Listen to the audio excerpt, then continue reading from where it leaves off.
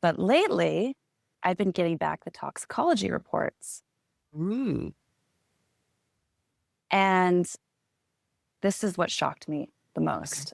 You can have an organic cotton that you buy thinking that you're getting something pure, but Boy. if it's sprayed with a wrinkle resistance or water resistance, Oh, any of those top coatings is likely carrying a forever chemical. so you just heard that from someone who has spent over 10 years in the fashion industry.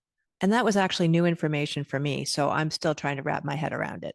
Most of us are thinking about the kinds of food that we're eating, but we're not necessarily considering our clothing choices. Maybe we're buying organic cotton, assuming it's safe, and we're reading the labels. But it turns out that may not be enough, not by a long shot.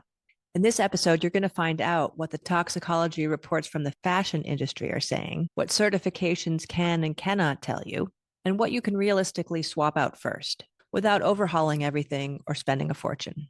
My guest is Courtney Barriger, sustainable fashion expert, author of ReFashion Workshop, and founder of the eco-ethical brand Holding Court. Her work has been recognized by the United Nations, featured in Vanity Fair and GQ, and she found her way into all of this in one of the most unexpected ways. And she brings both the hard facts, but also some hope. So let's get into it.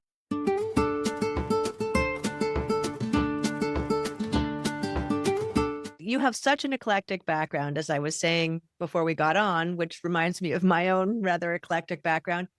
I know you talk a lot about sustainability, and I would love for you to define what you believe sustainability is, because I think we all might have a slightly different variation. So I'd love to hear yours.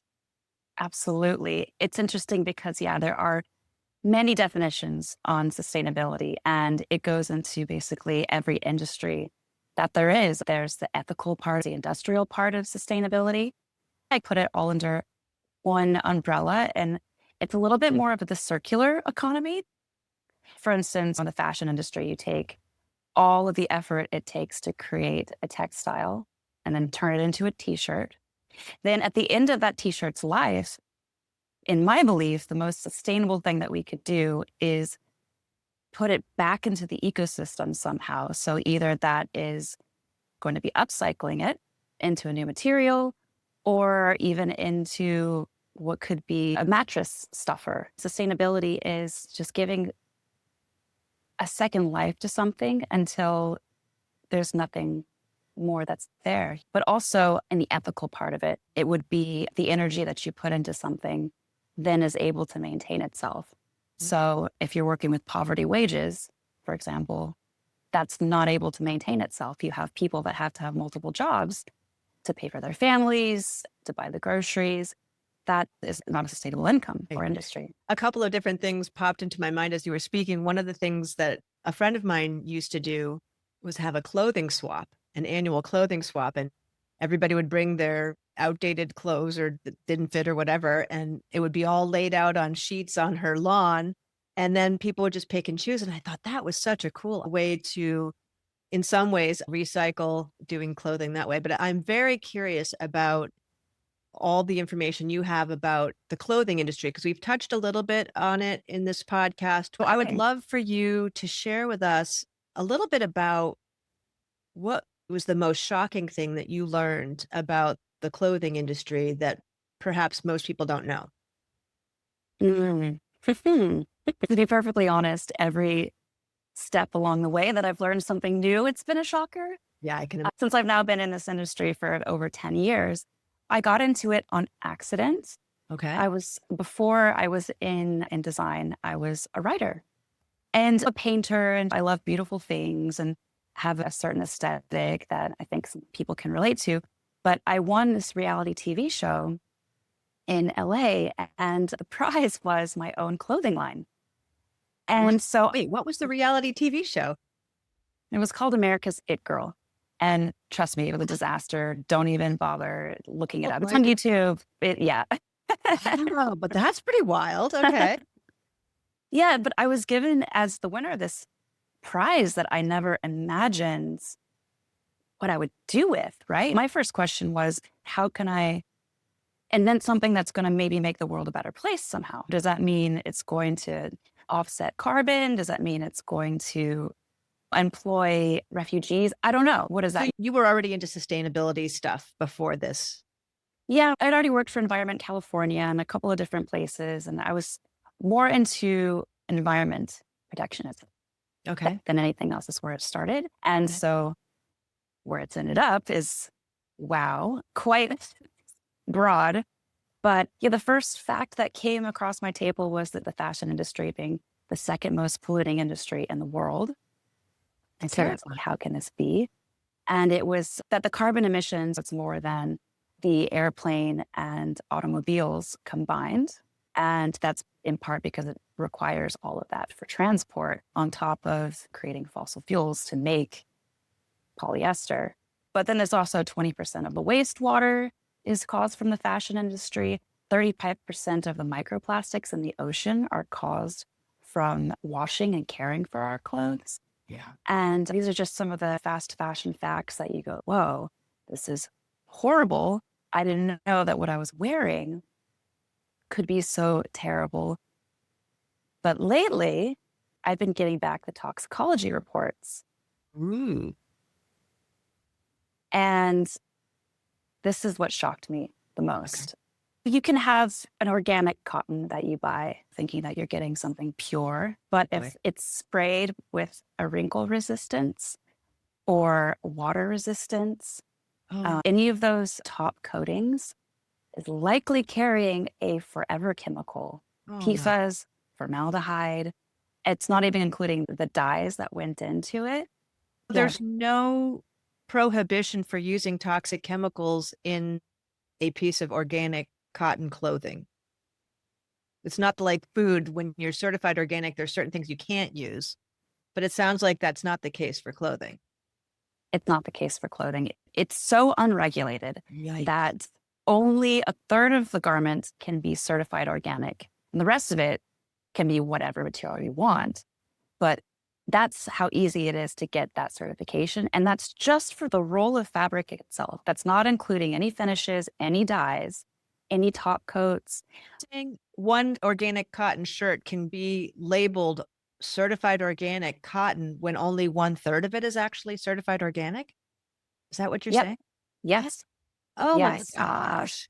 So Yep. those organic cotton sheets and comforters and stuff that are on my bed, God knows when they're really made. But then the tag itself has to say its components. So then you can see, okay, how much of it is this organic cotton? So thank God you can see what it's made out of. Right? Tell you at least.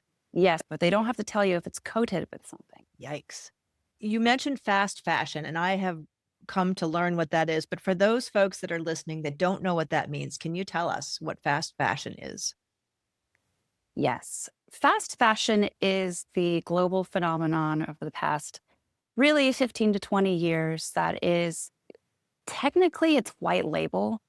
The same t-shirt that you saw, what used to be in Forever 21, now you can find it pretty much on anyone's website because of drop shipping, but they will make thousands and thousands of that same one, more than anyone could possibly need. We can dress the next 7 generations of people with how much clothing we have right now. So we've mass produced it. It's considered fast because it is the fast food. It is made without really a lot of care or consideration. It's thrown together. It's sloppily made. It's one seam. It doesn't have any locking stitches. And it's just meant to be worn a few times. And then And it wears out. it wears out. It's meant to be thrown away very quickly, worn fast, thrown away quickly, and replaced. Yikes. So why do we have so much already produced? Like, why do we even need to make anything new? It's speculation. But they're anticipating that some portion of these clothes will be sold, but it sounds like there's a tremendous amount of waste. They are anticipating correctly because we are showing that we're buying it. They wouldn't be making so much if we weren't buying. Okay, so it is a supply demand situation. Yeah, it's a supply demand. For right now, it's sitting in warehouses, but it's one click away from having a buyer. And again, you can find the same exact design across thousands and thousands of websites. It's a white label. It doesn't belong to anyone. It's made for a fraction of a dollar and sold very cheaply for that reason. It's Yikes. Okay. So take us back to you won this business. Did you know anything about fashion at the time? luckily, yes. As an artist, I just get into all sorts of things. So I was also doing modeling when I was in LA, writing and painting and modeling. That was my trifecta of the era in my Yeah. early 20s. And one point, I was living with a friend of mine who's a designer, Erin Healy, and she was making collections for Miami Fashion Week. We would just design together. And I thought designing was something, it's almost like when you learn to play piano and you think that every single song that you learn to play has to be done a very specific way and you have to write it all down and do the charts. I thought fashion was like that, but it's actually pretty run and gun. You can design all sorts of crazy stuff and it's not as technical as I thought it was. Like, thank God. One of the things that struck me about fashion, and I am definitely not a fashion focused person. I'm definitely more into comfort and what can I wear farming and then maybe sneak out to the store and not be completely embarrassed by what I'm wearing. Okay, so you've got this fashion company and did they give you any help or I'm not exactly sure I understand what they gave you exactly. Oh, that's the whole thing. They ended up giving me nothing. Ah, There was the first couple of months, they paired me with a designer and we worked together making the lookbooks and a couple of samples. And then when it came to production, they declared bankruptcy and oh, disappeared. oh my So, gosh. yeah, I know it's very LA. It's a very LA story. Like, That's a thing. That kind of stuff happens in LA all the time. yeah, there's all sorts of scams out there, Oh boy. unfortunately. But Okay. in the process, I found something more valuable than any of that, which was that there was and still is a need for reform in the fashion industry Mm, and that there was something I could plug into and make a change and make a difference. I didn't see that before. And then wow. all of a sudden I saw where I could put my talents, where I could put my focus, how I could move the needle someplace that at the time barely anyone was talking about. Yeah. Okay. So what specifically have you been doing around that? Yes, I did follow through and create my own fashion line. And in the process, started my own podcast because I said, okay, I am not a scientist. I am not an economist. I am not a manufacturer on these levels or psychologist. I need to know from the experts what's up. See if I can stitch together something that makes sense. Because look, an industry this large, that's this global, touches every soil composition, drought. Because you're talking about the growing of the textiles, You s- clothes. Yeah, where do you start in Yeah. sustainability? Oh my Yeah. gosh, is this sustainable soil? Is it the end of life? How do I throw this thing away? I had so many questions. And I said, if I'm Yes. going to become an expert here, I need to start interviewing the experts. And after having my podcast for 3 years, I got a book deal and ReFashion Workshop came out last year. Did a big tour for that. Cool. That was super, super exciting. I got to go to all sorts of colleges. Now, the book is in a lot of universities of design and merchandising. So, the Fashion Institute, yeah, Stidham, the Fashion Institute of Technology, Parsons New School. So, yeah, basically, I'm a creator and an educator at this point. Awesome. I'm also moving back into storytelling to Yes. complete the circle. What would you say you have been most passionate about as far as trying to move the needle forward and educate people around what's going on with fashion? What part of it excites you the most? At the moment, I would have to say, and I never thought this would be possible, but public speaking has started to, I've been invited to do a lot of talks lately. Mm. And in the past, terrified me, but lately I find it to be incredibly energizing. And I learn what comes next in people's minds because for me, like, all right, here's the end journey of here's the problem, here's how we can fix it. And then I open the floor to questions. And the next thing I know, there's more problems and there's more to know. And then I have to go back to the drawing board and find more answers. So I feel very charged with public speaking engagements. Yeah. Yeah, it's been really cool. And so, if there was one message that you could share with my audience about fashion that you feel people need to know, what would you say that is? I would say it's two things. One, if you want to pay attention to your body and the toxicity of exposure that's going on there, and you may think, I'm very healthy. What's it going to hurt if I wear polyester to the gym every day and I'm wearing my yoga pants afterward and I'm in these stretchy polyester Lycra clothes for how many hours? 6 hours Or more. or more? I'd like you to know that it is leaching into your skin and they're hormone disruptors. And the more research that we're doing about this and the fertility crisis that's happening with men, especially 50% Ooh. testosterone rates lower than usual. If you look at a chart and we look at the increase of wearing polyester and the decrease of testosterone in men, it matches. So I want you to stop wearing synthetic underwear and stop wearing synthetic tight clothes pressed against your Yeah. lymphatic system. So listen to this, biker people. They're cycling all over the place to get great exercise. There's a downside to all those skin tight pieces of clothing. Oh my gosh. So, what have you found the science is saying around these polyester, lycra, and even cotton, right? If it's not organic, cotton is one of the most heavily pesticide sprayed crops there is, as far as I understand. Yeah, it's funny because my next podcast interview is with a doctor who specializes in hormones. So you might have to have me on again after Okay. I see. This is what I mean when you start having conversations, because this was a latest one. That was a talk from 2 weeks ago. And they're like, oh no, what are the doctors saying? I'm like, I don't know. I don't think too many doctors are even aware of this issue, honestly, except for the holistic and functional ones might be more. But I feel like clothing is not something that is talked about a whole lot. I've talked to physicians who are into, yeah, exactly, into holistic wellness, but with a doctorates, they're not necessarily practicing physicians. Ah, gotcha. But what they said in particular in this case was there's something called an allostatic load. It's the amount that your body can take before it goes into a state of disease, right? Like, A rain barrel that keeps filling up. And then once it hits the top and overflows is when people find that they have all these symptoms that they don't know where they came from.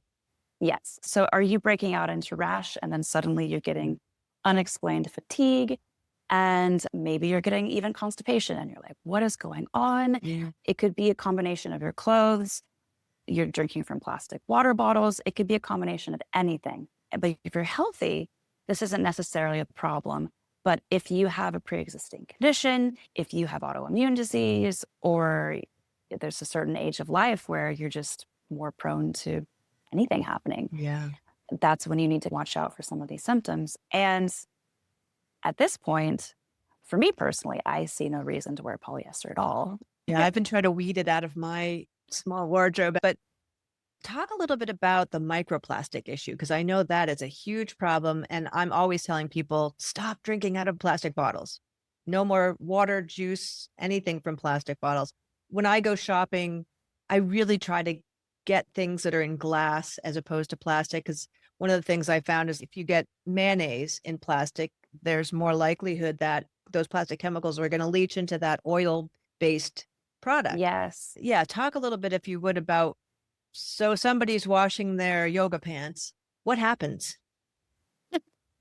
Yeah, exactly. You have your lint catcher, it doesn't catch everything. And then you also have your dryer. The washing machine basically just dumps it into the water system of your city or Right. into your septic tank, depending on who you are. Or it goes out into the air and flies up and disappears. They found microplastics on the top of the Himalayas. And Oh dear. yeah, and they're air released. There's So traveling it could on. actually be coming out of the dryer vent, is what I'm hearing. Yep. And they Yeah. coming out of the dryer vent as well. And it's hundreds of thousands. So now you're breathing your yoga pants and you're drinking your yoga pants.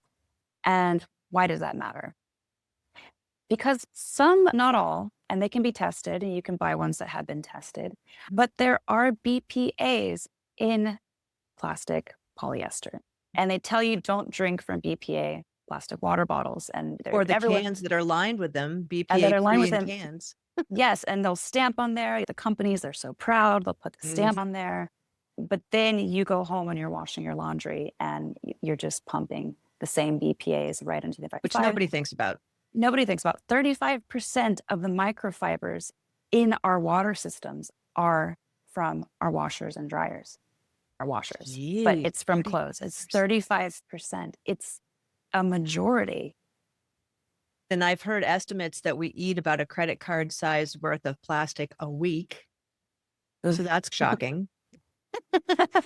And we know that there's so much plastic in the ocean. There's the visible stuff, right? Isn't there a ton still in the Pacific that just has created kind of a dead zone?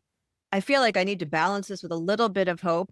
Yes. People are completely devastated, but I am at least inspired by some of the technology that is trying to remove that plastic out of the oceans, and the awareness that is being spread by people like you or me or others about really trying to eliminate our use of plastic. I talk about this all the time. I have a new course called the Non-Toxic Kitchen Reimagined. And one of the things I point out in that is the fact that when you put plastic in the dishwasher, it's very much like when you put the yoga pants into the washer and the dryer.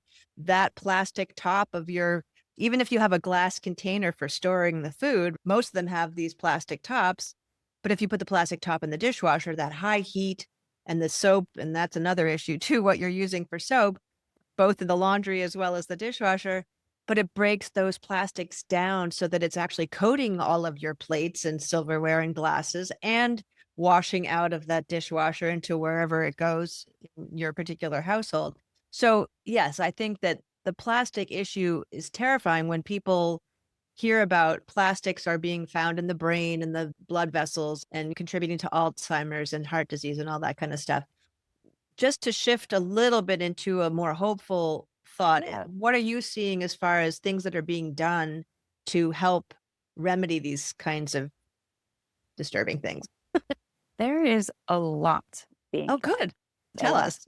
Yeah. For example, washing your clothes, you can wash it in a Guppy bag. You can put it in these, literally, it's as big as your washer machine, as the opening of it. You can wash things inside of the bag that will catch all of that lint. Wait, a And Guppy bag? I've never heard of called, that. yeah, it's called a Guppy bag. What's that made out of? I don't know, actually, but you can get it at Patagonia. Oh, okay. And I think that they might even be giving them away for free right now. So look Oh, that up. sweet. And so this is catching microbes? It's catching all the lint Okay, so the in your bigger washer. pieces. It's pretty thorough. Of course, Wow. things are going to get through. Things will But get. still much reduced amounts compared to what. And so once you capture these things in the Guppy bag, what do you do with that contents?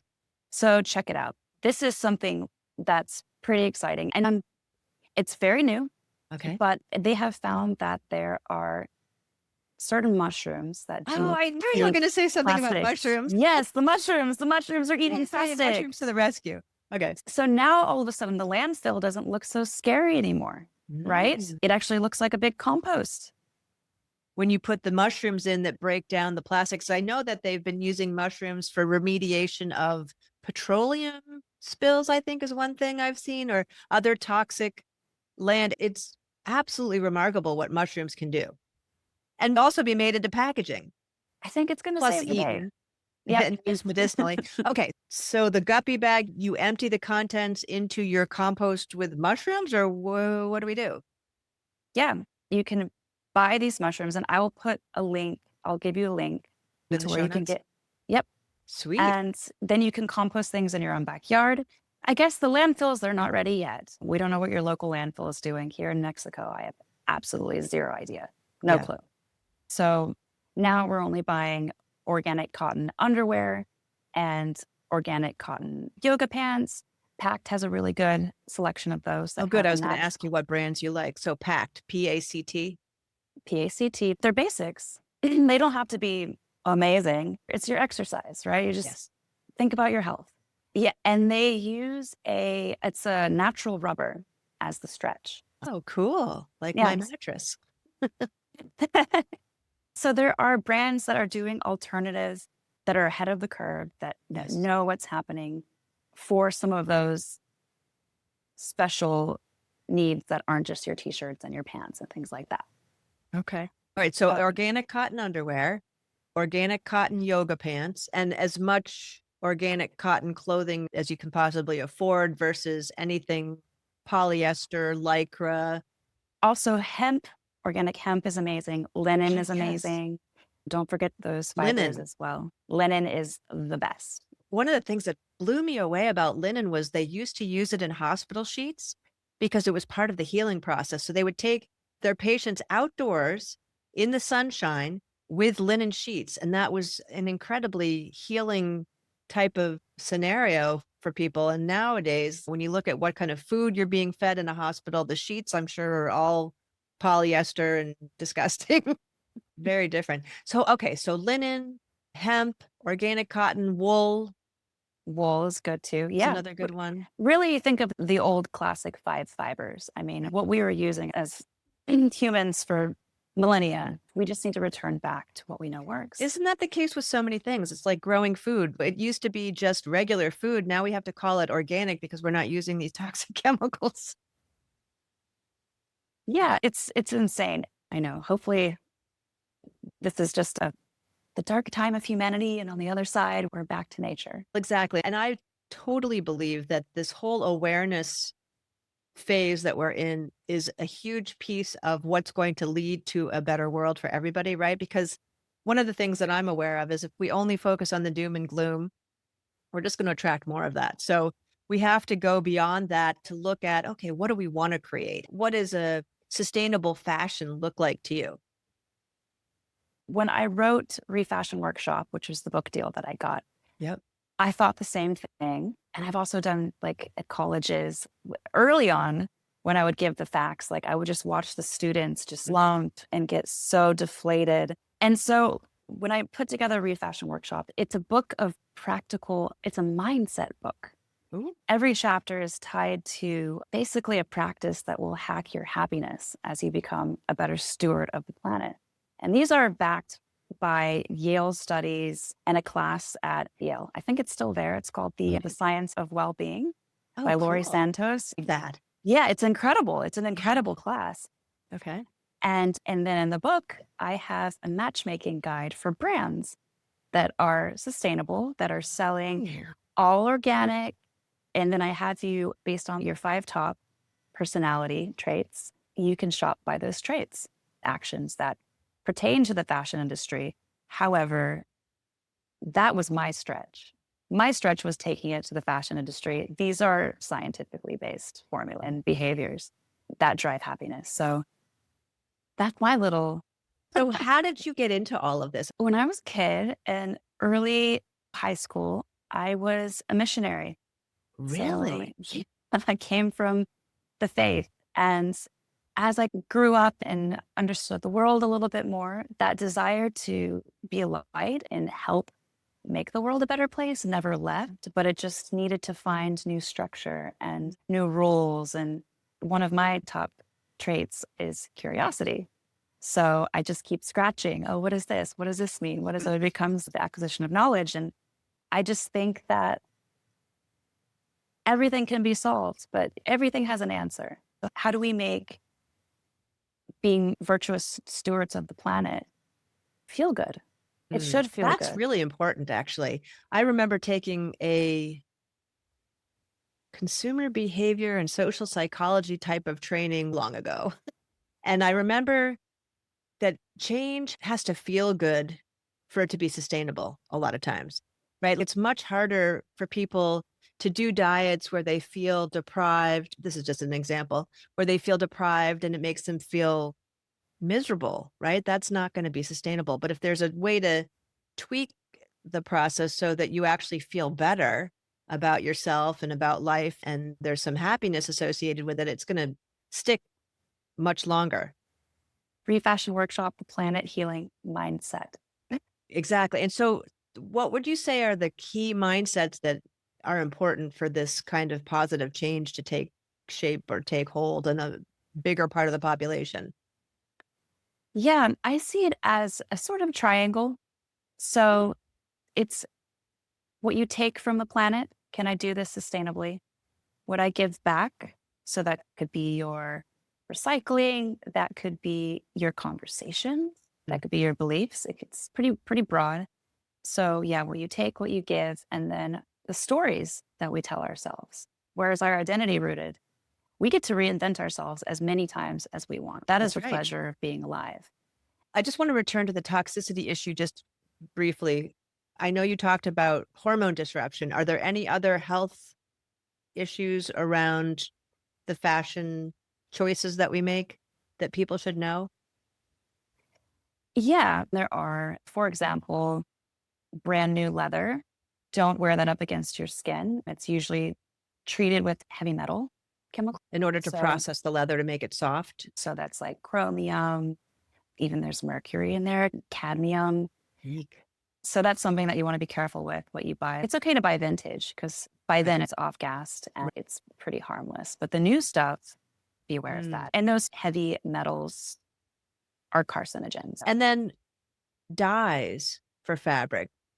I know my guest that has the wool diaper company was talking about how difficult it is to find non-toxic dyes, even for her organic wool diapers. What do you know about the dyes and how challenging it is? What are the certified organic cotton folks using or the hemp people using for dyes? Do you know? It depends on who's making it. There is no certifying body for dyes. Oh, really? So That doesn't anybody can exist. use any kind of dye. Pretty much. A lot of it comes down to the binder. That's going to be more difficult. But for example, like for polyester, nylon, anything that has a fossil fuel, it doesn't accept a natural dye. It just doesn't have So the it has to be capacity. some kind of synthetic, Has to be a probably chemical. toxic. Yeah, has to be a Is it chemical. coal tar that they use for those too? I'm not sure. I'm most familiar with azo dyes. Okay. And those are so toxic that you can't even use them in the States or in Europe. But your fast Wow. fashion most certainly has it because they're the cheapest. And does that stuff come off on people's skin? Oh, yeah. Have you ever washed your clothes and seen, Yeah. It kind of bleeds red, out, turns yellow? things other colors. Yes. Ooh, so that's kind of scary when you think about if you're sweating and you're wearing a new piece. I know everybody probably has heard you're supposed to wash the new clothes before you wear them. And then I always wonder, is one washing really enough? But let's say that you don't wash something before you wear it and you wear it in the summer heat and you're sweating and that dye and whatever else is in the clothing is much more likely to get into your pores and into your system. Yeah, it's recommended to wash it at least 3 times, 3 even times. for things like formaldehyde Oh, 'cause that off gases too. yeah. And that's in a lot of clothes as well. And is that used as a preservative? What do they use it for? I can't recall. I don't remember exactly what they use formaldehyde for. I It's think stain resistant? I feel like it's a stain resistant one. There's so much to know. Sorry. About couches and the stain resistant type I think it is a chemicals that they stain. put I think it's the water resistance and the stain resistance. I'm yeah. recalling people that fly on airplanes wearing shorts. Don't wear shorts on airplanes because Oh, of the fabric that you're sitting on is coated in formaldehyde. they So have it must chairs on be, the airplane. I think it is a stain resistance. Yuck. Yeah. Well, there's so many issues I have with flying. Just add to my list. You're like, dang it.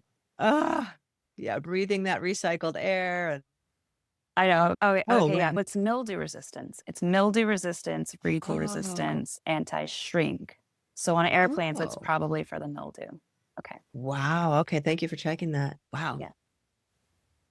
My goodness. Okay, so you have some kind of a freebie for folks.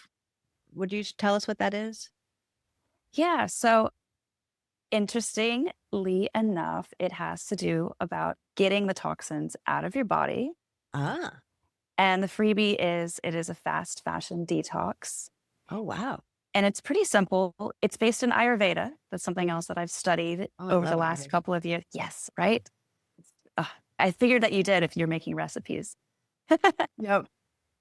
So yeah, a lot of it is what you eat. It's a dietary detox, but it's also really it's a 10-day detox that involves sweating every day to sweat out the chemicals and then also coating yourself with an oil. I use castor oil but that's to Ooh, I keep like castor things, too.